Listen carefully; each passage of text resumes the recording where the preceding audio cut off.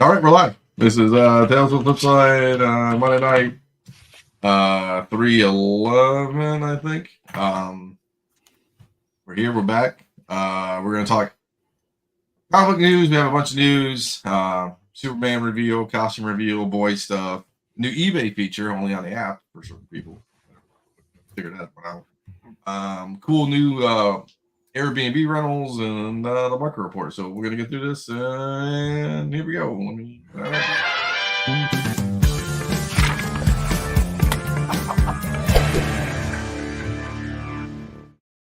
boys, all these people, they all love us.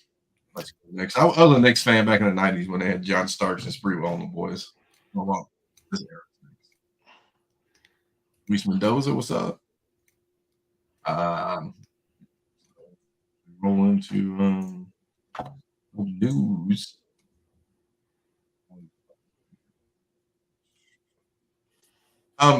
We'll jump into eBay things. That's interesting, I guess, the most for now.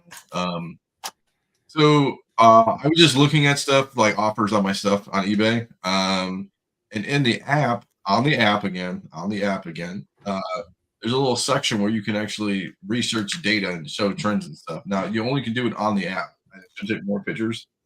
But it says research items sold on eBay over the past 3 years, compare pricing, view trends, and what competitors are doing. I just typed in like Wonder Woman 38 Finch because I was like, oh, it's kind of, not, there's no homages and stuff like that. It's where you have to worry about that. But, so you can do trend data. You can see what other people are selling. It goes through all the listings at the bottom. You can scroll through them all. I thought that was a cool little, interesting kind of. Yeah, I still haven't got it. And I just uploaded the most recent version of the app, so I'm not sure, how they can be wonky on stuff. Yeah. Well, remember me and you were talking about, remember when they did the eBay thing and you're doing percentage off on my thing, and you said you could still do dollars? Like, yeah. I do like what's 20% of X amount of money? Like, kind of that, so. Are you guys on Apple or Android? I'm on Apple. No. I don't know, man. Maybe I'm just the end of the freaking line with the Z. Yeah, I could be. If I go a little bigger, just kind of show my thing. So this is like I just typed in the same thing. So they give you a graph. They give you what else? They give you fluctuations. You can kind of scroll through it all and kind of see, what's what and stuff like that. So if you're a newer seller or not going hardcore, you probably could save yourself GPA on some of that shit now. Yeah. I mean, is it cool? Is it worth it? Get some raw sales data. Yeah. I don't think it's a bad thing to add. No. I mean, it's long overdue, like you said. I mean, eBay's trying to be the widget for all, which I get, which is kind of nice, Well, I mean, you used to have to type it in like you're searching for it, and then you got to filter it, then you got to find it, and then. And let me say, I'm not hating on. There's only 90 days. Yeah, and I'm not hating at Nick at Key Collector either, but you sometimes you got to go to Key Collector, and it's not like, I mean, at least you can go to eBay and kind of, a lot of people just use eBay last sold, right? Especially when you're at cons and all this stuff when you're trying to. It's one less thing to have to do. Yeah, absolutely. So that's a little eBay tidbit. I think it's for everything too. It's not just comics, but we're just comic. I would like to have it on my app, so maybe tomorrow or sometime it'll update. Your kid with shoes. I'm sure shoes would be, if your kid. Oh yeah, using stuff. Obviously. So. Man, I have an account. My wife has an account, and he's got 2 accounts. My account has hit nothing on the Nike drops. I mean, I don't know, between 10 and 20, I have hit nothing. Maybe I get a Nike account. I mean, it can be pretty bad, man. Like, and I've got a rare size, and I used to struggle so much on that app. I mean, it was very much so like a coin toss. Oh yeah, it's wild. He's hit a couple times, and my wife's hit a couple times, and I'm just like, maybe I'm just as lucky on this Nike thing as I was on the old Raz days. It's not in my wheelhouse. My turtle shoes are still sitting over there, so that's how great I'm doing it. So yeah, that I won't look at the Fortnite, but we'll bring this down. You can bring it up. It makes sense when after we look at the other one. Yeah. Again, we're gonna blow by this because 2 or 3 of us didn't watch it. The Boys dropped a new official trailer. Like that was the new one season. thing I like made an effort to like watch as soon as I was not in work, basically. Like a lunch break, I watched it. So June 13th, it comes out. Give me your synopsis there, Z. I didn't even watch season 3, I don't think. I mean, I don't know if I will have a synopsis. I just, it's a lot of the Homelander versus humans / the Starlight faction. So very, very kind of politically charged this season, it looks like. Not that it wasn't before. I didn't see anything on Soldier Boy or any of that stuff. I didn't see a lot of like spoilers per se, other than their what's the guy that looks like Snake Eyes was back and he was dead before, right? So yes, obviously there's something going on there. So there's definitely the virus from Gen V is tied in. They bring that up, so I think they're tying these two worlds together a bit, and I don't know. It just looks good. It always looks good. I mean, The Boys is appointment TV. Speaking of Gen V, I didn't put this in the news, but I saw this. I can get over to the screen time.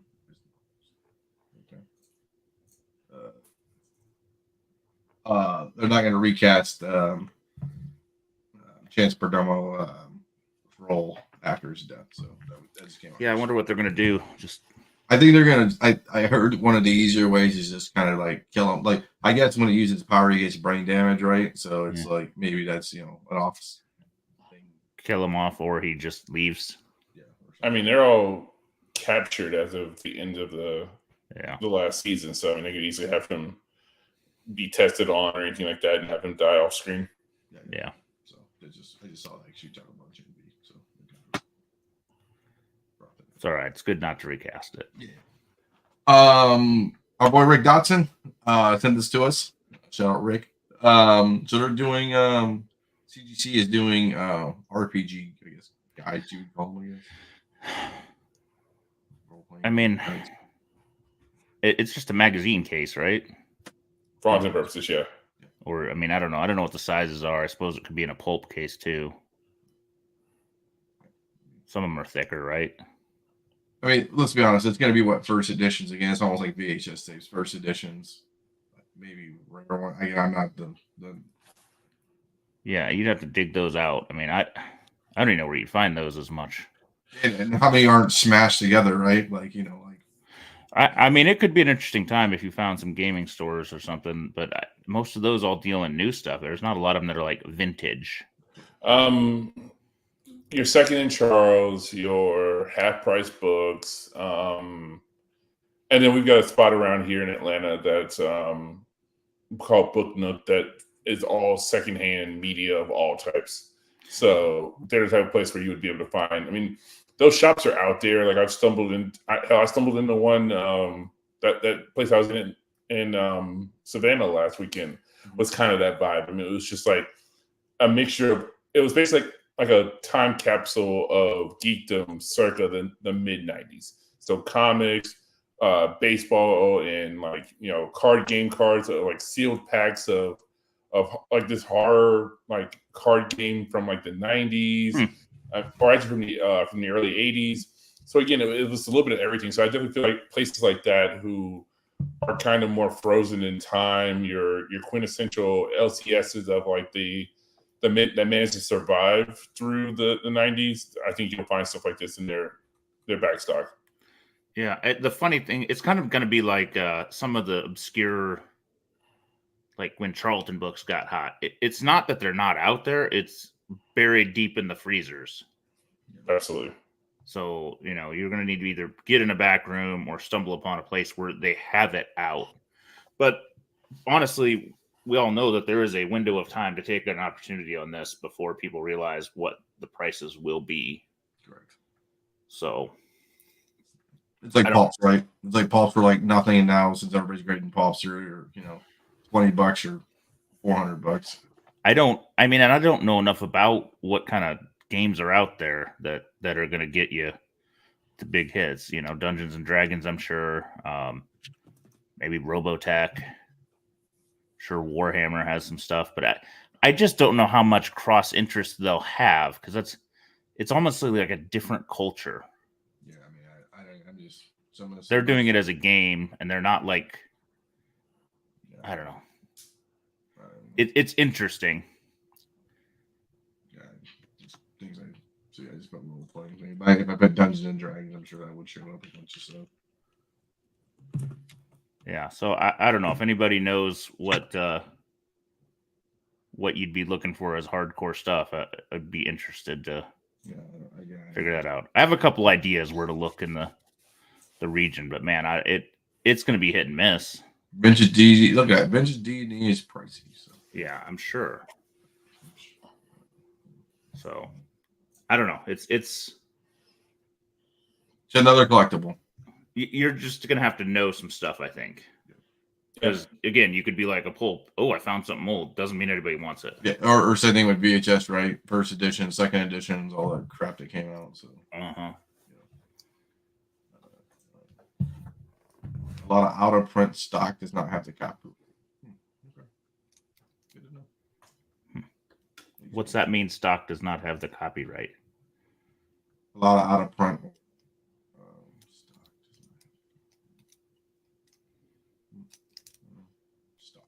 Yeah, I was going to say elaborate on what that means, Nero.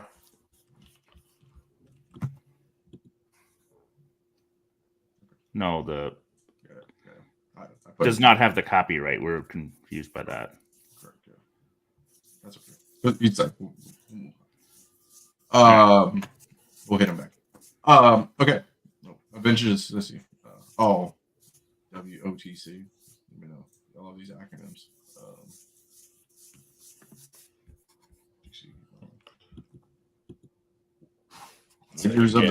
Wizards of the Coast.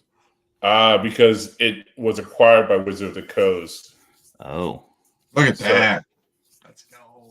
Yeah, so it would be potentially things that, I mean, again, keep me honest with this, Nero, but it would be potentially the fact that some of these things predate or like weird offshoots that are like carrying the Advanced or Dungeons and Dragons titling, but didn't officially fall under the scope of the copyright licensing of the brand. Interesting.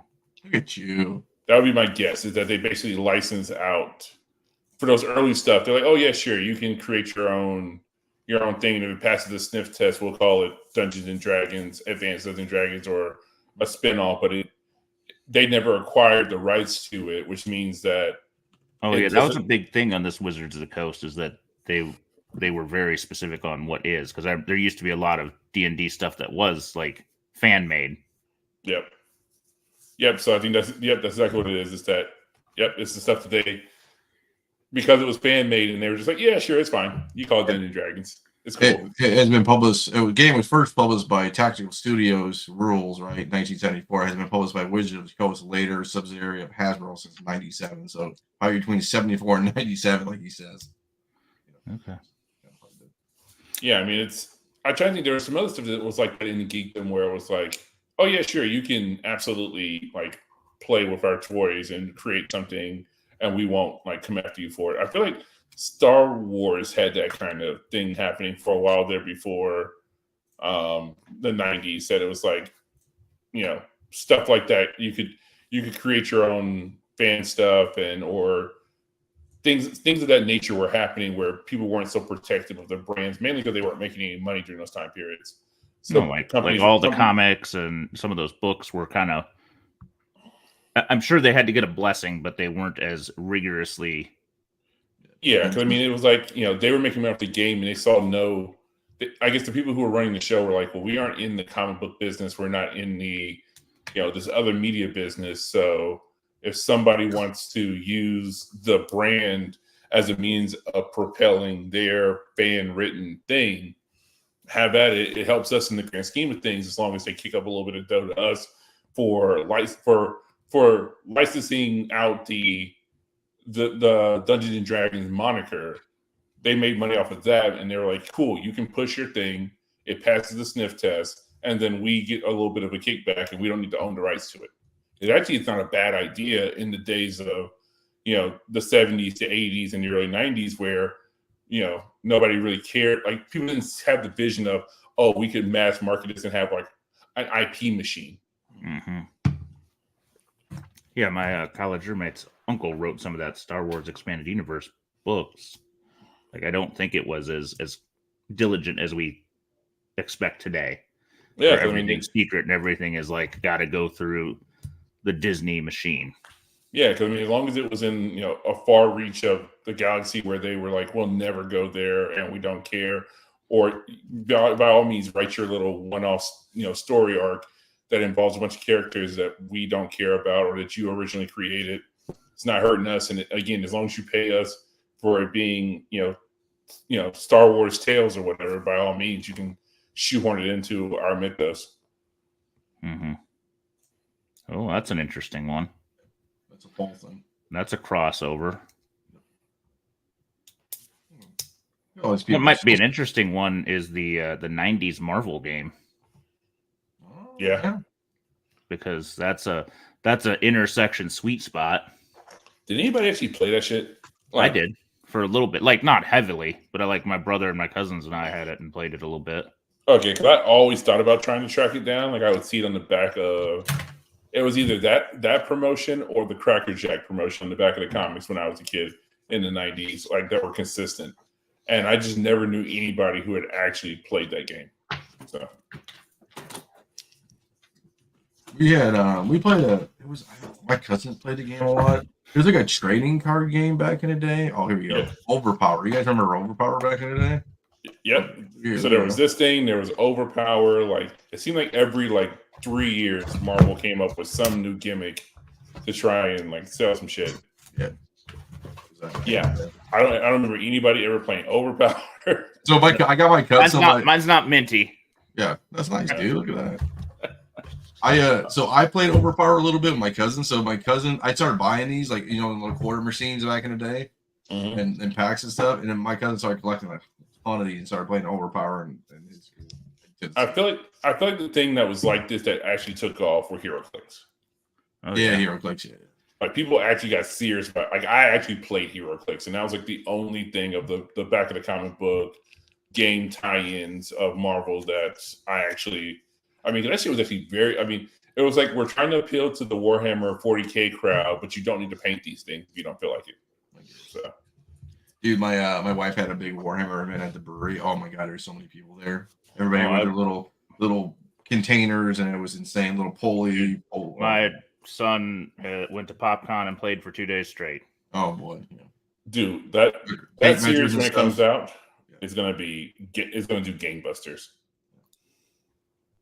I hope so. Good for them, No Marvel Snap, Nero. I have almost bought some of the art that Dan Hipp sold, but I haven't scored any of it. Yeah, I have a friend who's hardcore in the Marvel Snap to the point where they have no context of any. They have very little context of the greater Marvel universe, except for a character being featured in Marvel Snap. Oh, that's interesting. Like having to explain to them, being like again, I guess Onslaught was featured in Marvel Snap at some point. And then there was whispers and murmurs of Onslaught being involved before the official villain got revealed for Deadpool and Wolverine that Onslaught might be a possibility. And I was like, no, Onslaught probably won't work for that. I can see Onslaught being the lead up for season 2 of X-Men 97, though. Yeah, I can see that too. So a little bit of cornbread right there. Go grab your first appearances of Onslaught out of the quarter bin, because I have a sneaking suspicion that's probably where we're heading into for season 2 of X-Men 97. Yeah, I didn't know this little RPG pick was going to put 15 minutes on this. I liked it.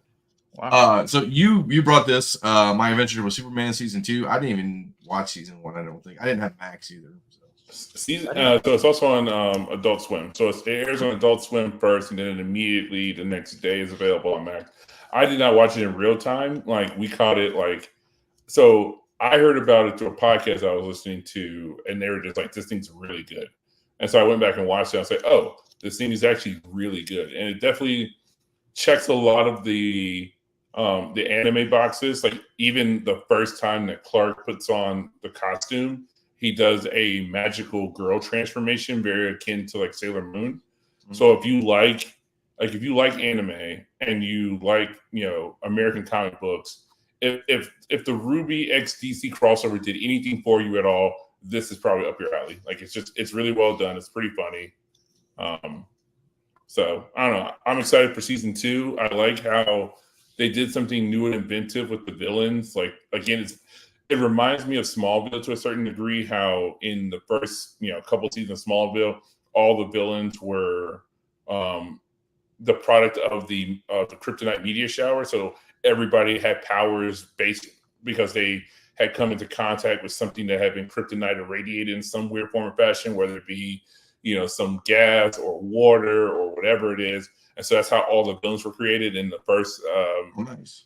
in the first couple seasons of Smallville. They kind of doing that same type of thing, except it's Kryptonian technology. So a bunch of Kryptonian technology made its way to Earth, and they used it to create the abilities of Parasite, to create the powers of Livewire, and a bunch of other characters. Were all using Kryptonian, like bastardized Kryptonian technology that ultimately then gave them real powers because it undoubtedly would something would happen. Clark would try to save them. Like they would get fried by the suit they were wearing, and then gain real abilities because of it. But it was a good series, though. I recommend it. And I looked on Wikipedia. It's 10 episodes, so not terrible. Oh yeah, it's super digestible. It's easy to blow through in like a week. I just kind of missed that whole one, I guess. Yeah, I mean it's worth your time. I mean, especially if depending on when they. I mean, going into May 25th, I think it'll end. Not unfortunately, it's going to butt up against like a bunch of things happening from a cinema perspective or from a television perspective in like June with Game of Thrones and a bunch of other series. So you're gonna have to pick and choose what you want to spend your time on. Is this maybe I'll see if my kid who's the anime will watch it with me. Yeah, I think they'll like it. I mean, it's pretty good. All right. This was cool. So picture of my house. I got the Sentinel in front of my house. No. So they got the mansion style of X-Men, and they're doing Airbnbs out of X-Men. So better one. It's a cool concept to be able to stay in a place that's been done up as a recreation of the X Mansion.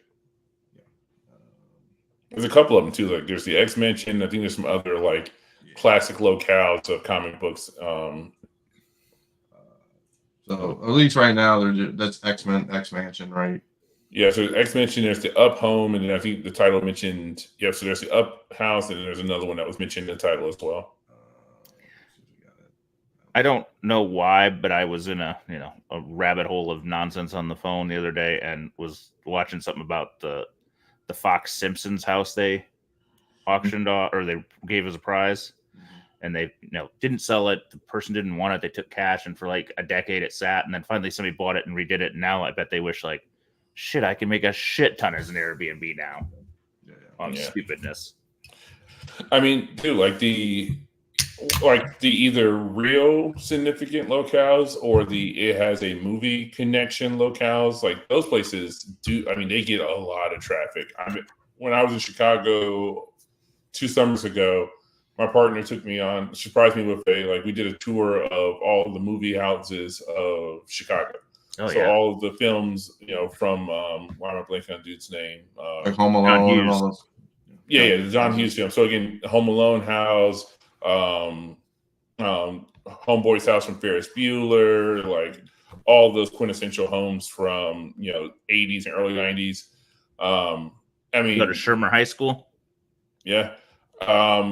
When we were living in the Pacific Northwest, we went out and saw the city where Goonies was based, and saw the houses from like all the real houses from Goonies are all like around.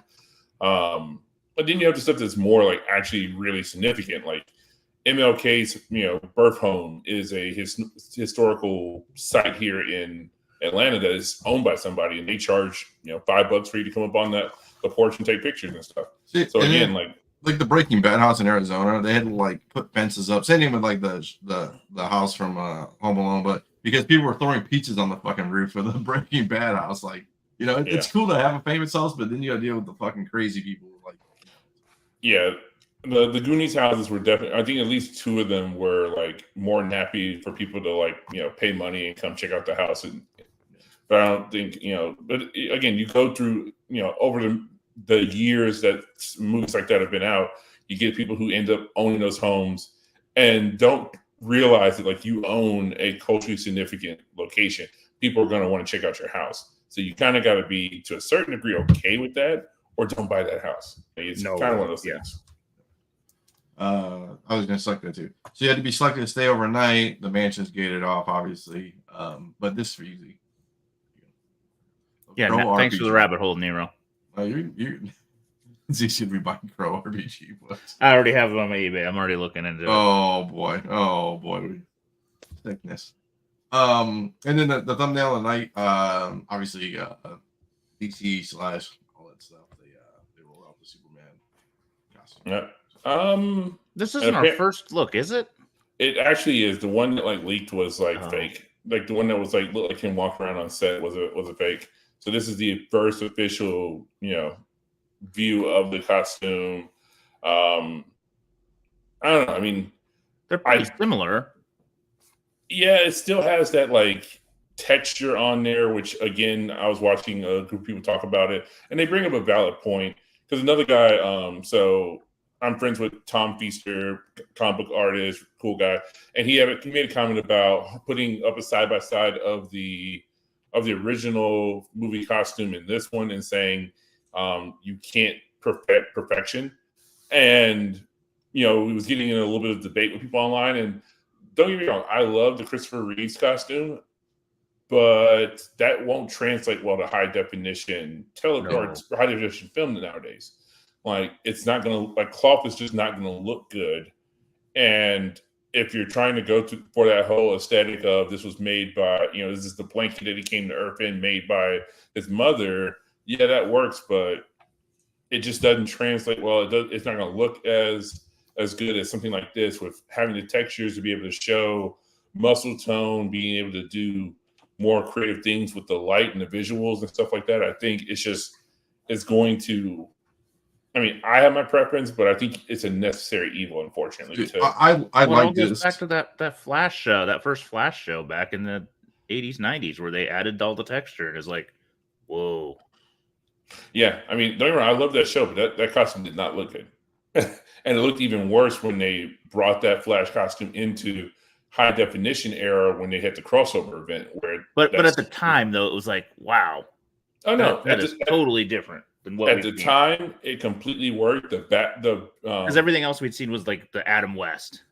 Yeah, the Michael Keaton. I mean, the reason why that suit looked like that because it was coming off of the tail of Batman '89. Yeah, and so they were like trying to do this whole like pseudo realistic aesthetic and stuff. But even the Batman '89 costume had to be changed for Flash because, again, that stuff didn't look like. Too much scrutinization, too high definition of photography on it. It don't hold up to the sniff test. Well, and the thing too is you gotta make it movable and pliable too. Like you can't make it stiff and it's robotic and stuff like that. I mean, obviously you can see here it has like flexibility to it. Obviously, like in the And the point that Tom made in the comments about muted colors on Superman don't work either. You're not wrong. I think this clearly has battle damage to it. I mean, because in the lighting in the room that he's in doesn't look like it's accentuating how vibrant the colors may be. Because those boots, like if you really zoom in on the photo, the boots and his shins and thighs look on the bright side. Yeah, and I think, even with him sitting in shadow, that is still pretty like vivid. The forearm and the chest have been singed due to whatever hitting him. And so I think between the shadowing and the suit supposed to be battle damage, it looks a little more muted than I think it will look in actual broad daylight. And you got to think too, when we get to see this shot, hopefully in 4K, right, on like a big screen, right, you're going to see like better details in the little monitor here too. Yeah, and I think they're going to increase the saturation. Again, it works out better if you start with something that's already super saturated. Case in point, the Deadpool costume, how it looks now, and how because you can always take away, but trying to add artificially looks super weird from a color perspective. So I think I mean, we'll see how it ends up looking when he's in a broad daylight shot. But I don't know. I mean, I'm a little torn on this. I will give it a chance. I do find the collar to be very much so very New 52 meets Fortnite Superman. And I take a picture. again, I know it's not practical to have him do the classic rip the shirt open while running to transform or to change costumes, but it definitely doesn't work when he's got a Mandarin collar on, basically. Hey man, he's gonna pop the collar like a polos back in the 2000s. You know Atlanta popping the collar. Well, let's be honest. Where was the cape in his regular suit? You know. Yeah, right. No, you're not wrong. I mean, it definitely was. It wasn't practical, but everybody has done that shot at this point. Like, it has been in every single movie is at least one sequence of Superman running on the street, ripping the destroying whatever shirt he was wearing, because shirts don't unbutton that way, so he just ripped all the buttons off the bitch.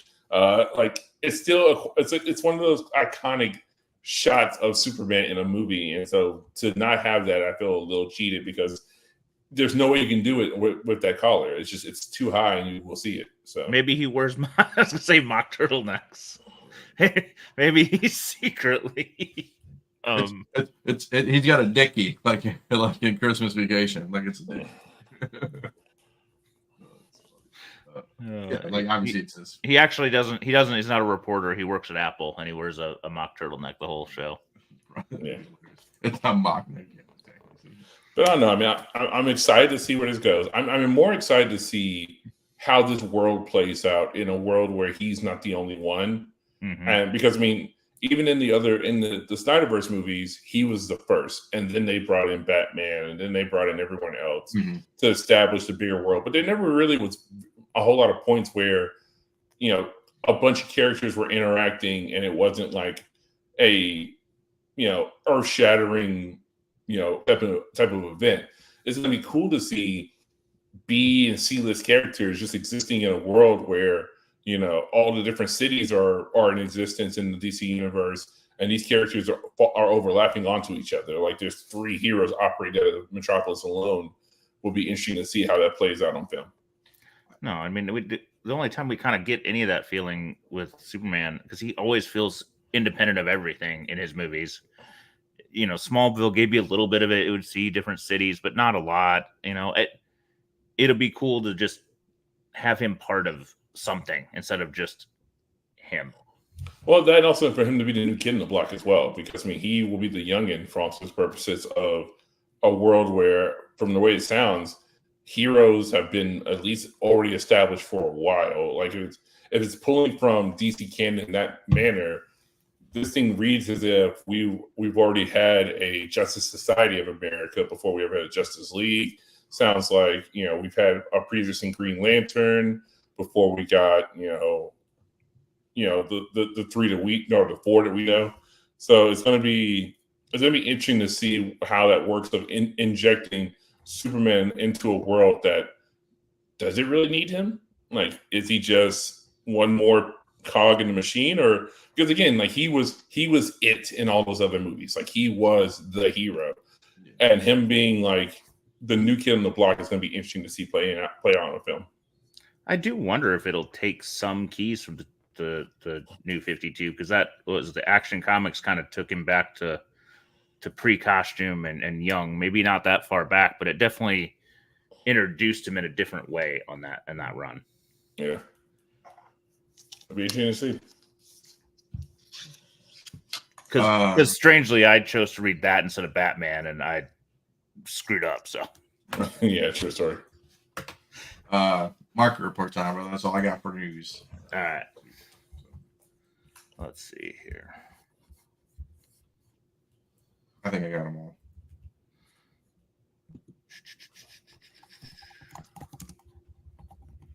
Okay, where are we at here?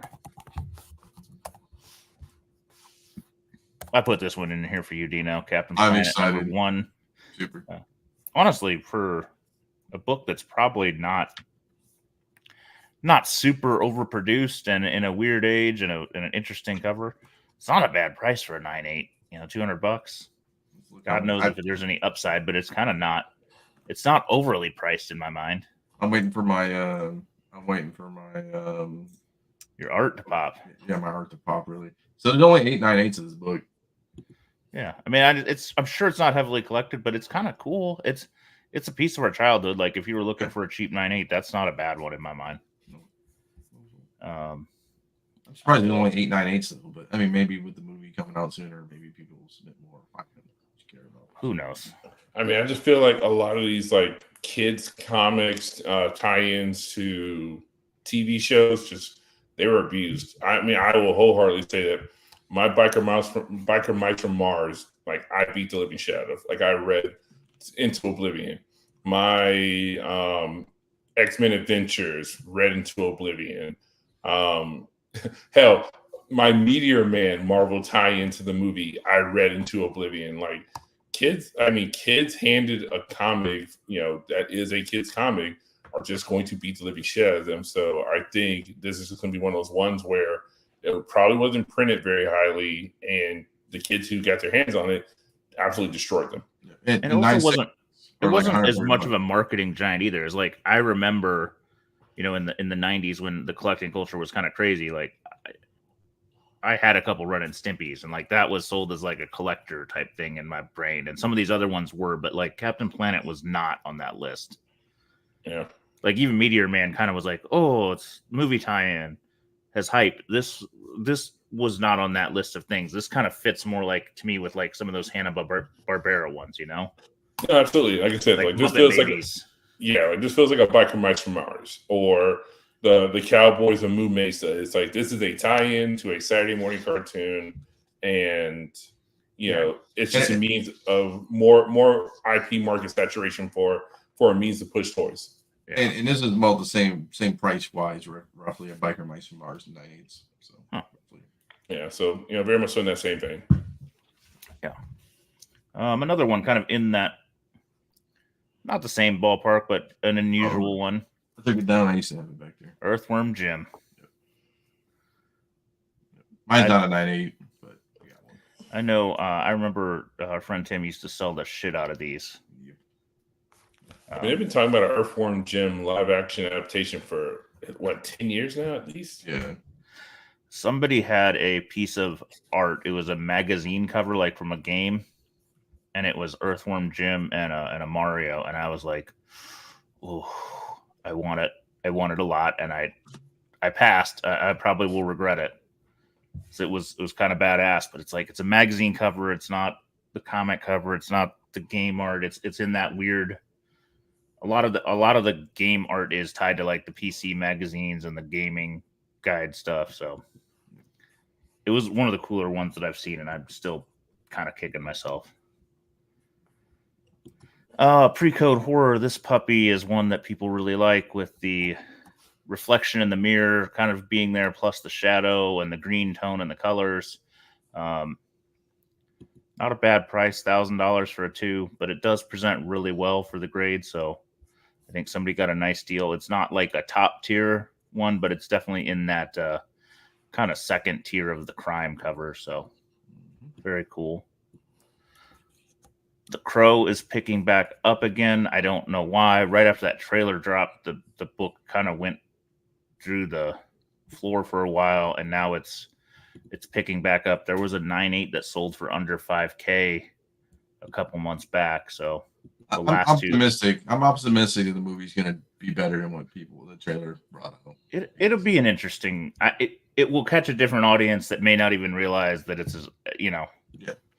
Who knows? It depends if it just hits the right vibe. I don't. So I'm a hip hop guy. I'm sure Chris, you're a hip hop guy too and stuff. But it's like Kendrick Lamar and Drake doing a big beef right now, and every new head is like, "Oh, this is the best time in a generation." And as an old head, you're like, "Well, what about Tupac, Biggie?" It's just interesting when it comes to you don't even know. Yeah. So I don't know. It's trending up again. We'll see what happens. When's it released? In a month? I think it's so. Summer, yeah. Right? Sure. I gotta look that up. I don't know. Hulk 16, the Red Hulk variant. This seems to be the most popular of them, or most expensive of them. I don't really get it. I don't love it, but people do. August 23rd. August 23rd. Oh, August, man. I was thinking it was sooner than that. So, all right. Yeah, there is a 30th anniversary screenings. I should go to that. I haven't. I may book one. Take the kid. One of the kids, at least. Maybe not all the kids. This was an oddity. Like, I don't think the max half itself is super rare, but this one hit because it hasn't been removed from the original mailing package, so that's different. Kind of like the Marvel ones that come in the envelope was still in the envelope. They get a premium. I think that's what's going on here. You know, still a unique, cool piece. I don't know if I'd pay $700 for it, but who knows? Dave Stevens fans, a fanzine first cover art. So that's kind of cool. I've never seen it before.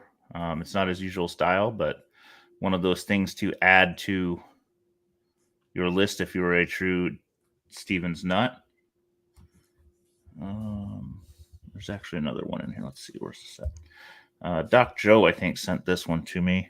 The Vampy, which isn't a Stevens cover. It's just an homage to a Stevens cover, and I don't really understand why it's so much, but what do I know? It's like ASM 300 homage collectors, right? I guess. Yeah, no, 300, almost $400. Like I said, I don't know, man. Yeah. I don't get it. I don't get that one. This was something interesting. A vintage, I'm going to call it a fanzine magazine for music, but this cover just caught my eye with the Lou Reed. It like looks like a comic. I mean, it's kind of badass, and it's one of those things that for magazine grading kind of snuck through, and you're like, okay, I'm glad somebody's like slapped that. It's just different enough, you know? Absolutely. So definitely something different to look for, and I would never think about looking at music magazines like that. So I bet that one. So that one's $354 if you take it down for a second. This one's like $4. I mean, so they're and that's first issue. Yeah, and it's like yeah, I mean, it's got some cool stuff in it. I think is that my place, Garden City? You guys are Garden City around me too. So interesting. ROM also very cheap for the book that it is. I don't know. Maybe this is one that there are so many of them hiding around in high grade that it just isn't going to take off. What was this? What I thought this is like low. I thought it was like higher. I thought it was like $400 or $500. I think it was at one point. It seems to be down. I also think there's nothing going on with it. The character's on a third tier publisher now. I don't even remember who's publishing it, but somebody not Marvel. In the IDW, somebody's got the ROM license. Something like that. I mean, because I've seen a series or two out, and it's not a big guy publisher, like not even Dark Horse. So this was a cool shadow cover. Oh, the cover. Skull with it's almost like the bushes are a skull or it's rock. I don't know. It's an interesting texture in the skull, so I thought that was cool. Maybe it's supposed to be a rock. Maybe. But it almost looks like Tetris-y is the word I'm going to use. Okay. How they did it. Secret Wars 8 in the $500 range. So we are continuing to kind of trend back towards the norm. I mean, this was a $1,000 book for a minute. Yep, that it was. This is one I have not seen. A Tech 38 first Robin with a Robin page. That's pretty cool. Under $1,000. I don't know if it's where I'd spend my money, but it's definitely one I've not seen before. So I think that's kind of cool. I would take that over every Robin cover on the cover. At least he's doing something that's active and he makes him look cool, not just standing there with Batman. Yeah, I think it's a decent page. I wish Batman were on it, but you know. Vampirella, decent graded one at $1,100. This book is continuing to appreciate. Rosetta's getting, not that he wasn't popular, but I think he's trending again towards a younger audience finally. So that's awesome. I mean, that's a solid price for a 7. This one, Rick sent us. It is the front cover only with stickers on the side that maybe were part of tape.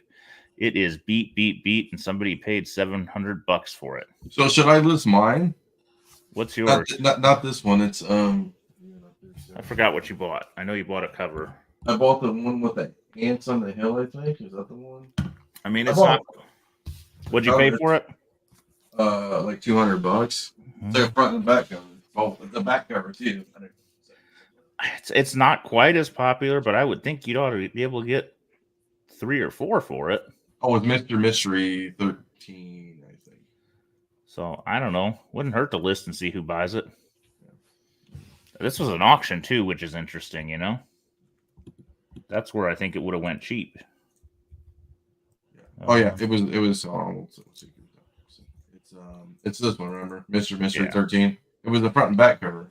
I'm like, well, if I get a coverless, like this one's a coverless one, and what did it sell for? I am no longer available. But yeah, that was a no cover. You can find some innards for it. Yeah. So might get more money when all's said and done. Yeah.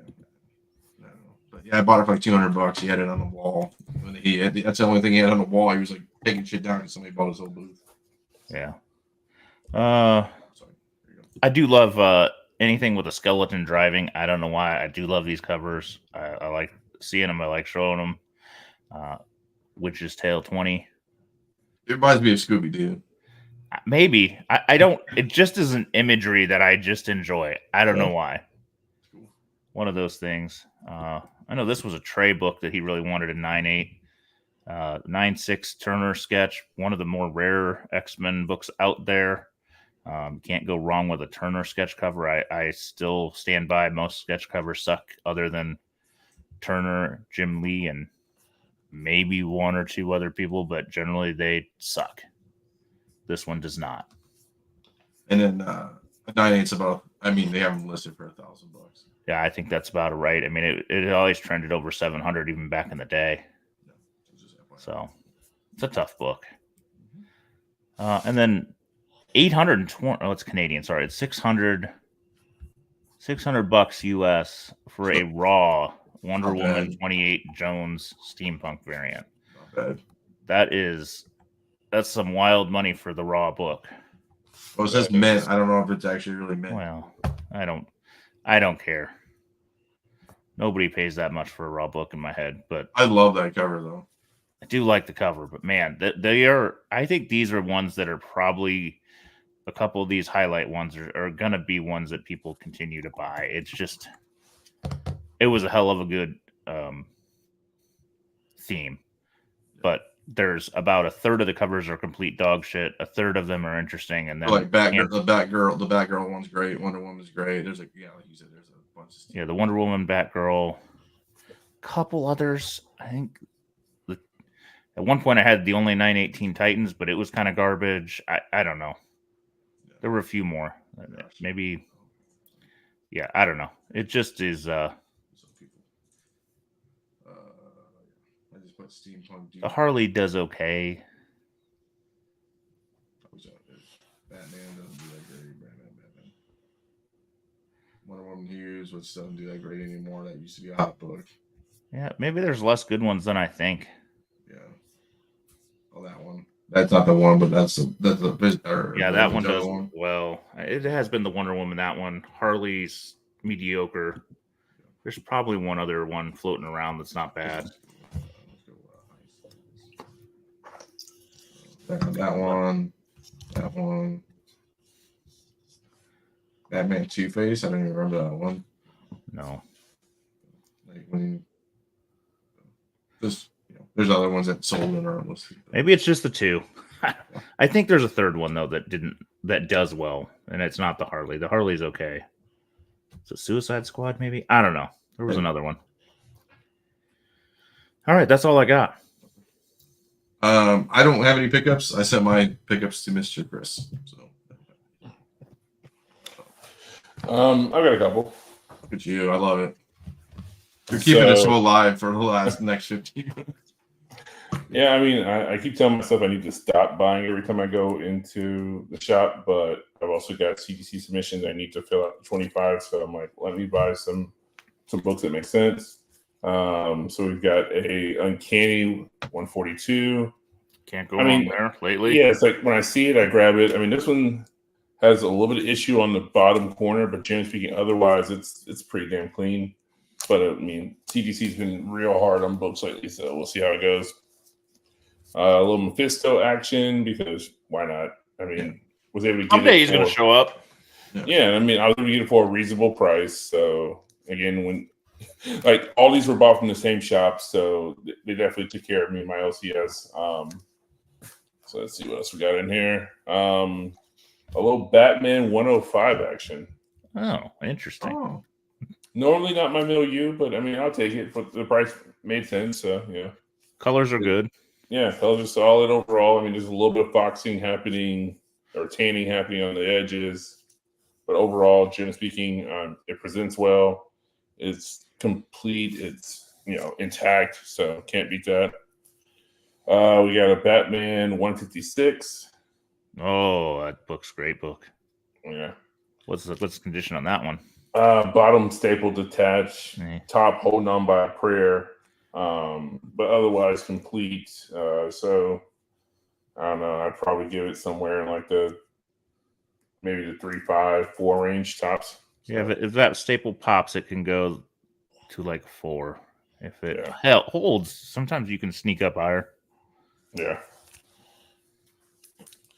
We've got X-Men 40. That's one that people like, the Frankenstein. Yeah. I mean, this one's pretty damn solid. I'd say probably a 6.570 maybe. But yeah, this one's solid. Staples are nice and firm, no rust. Yeah, I mean, they were asking 200 on it. Definitely didn't pay that going out the door. And also we have a X-Men 56. Oh, I like that cover it just is a great cover.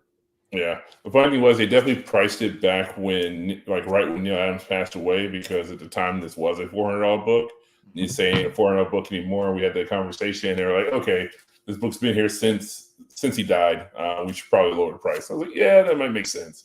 Yeah. And we came to a number that made sense. But yeah, this one again, colors are good. The spine looks good on it. I mean, this is solid for the money. I mean, at $400, hell no, but for what I ended up paying for it, I definitely couldn't turn it down. And that's pretty much it for me at this point. So, all right. For me, Motor City Comic Con's in May here. I think it's the 19th. I got so much stuff going on that weekend. I don't know if I'll make it. I think Carter's back to work, not working this week, so maybe we'll have Flipside Tuesdays. I don't know if he talked about it. He said every time he does the Sunday show, he says, "See you on Tuesday," and then he has to work. So I don't think he said it this week. So. Yes, you are. I saw your pictures though in the chat. They're sick. Sounds like a personal problem, Joe. There's tests for that. Yeah, right. He got a collection with our buddy Trey.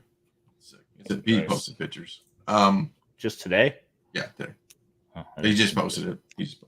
Oh, now he's showing off. Yeah, he's flexing on people. What else? Did your auctions in, Chris? Yeah. So ended up finishing at 14,700. Definitely would have hoped for higher, but I still turned a profit, so I can't complain. What was your kind of thought it might hit?